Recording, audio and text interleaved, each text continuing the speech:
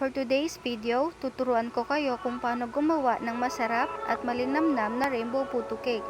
Kaya panoorin lamang ang buong video. Ibuhos ang 7 pieces white egg sa mixing bowl.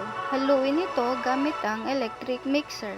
Idagdag ang 1/2 cup white sugar. Haluin lang ito ng haluin hanggang sa ito'y maging malapot. Pagkatapos, isantabi ito at kumuha ng isang mixing bowl. Idagdag ang 1/2 cup white sugar, 1 and 1/2 cup all-purpose flour, 1/2 teaspoon salt, 1 teaspoon baking powder, 1 cup evaporated milk.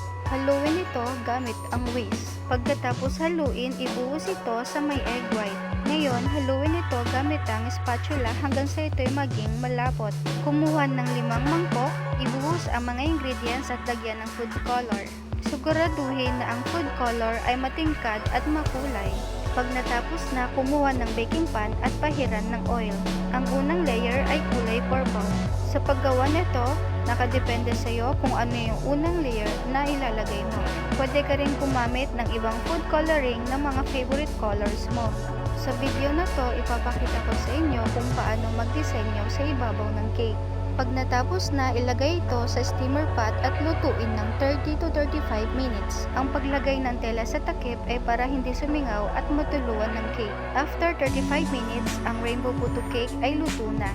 Kung gusto mo maging maganda ang outcome ng inyong cake, kailangan sundan lamang ang tamang proseso. At alam nyo ba na lahat ng mga recipe na tinuturo ko sa inyo ay abot kaya lamang ang presyo. Kaya kung ikaw ay gusto mo magnegosyo, sundan lamang ang mga recipe na tinuro ko and follow me for more videos.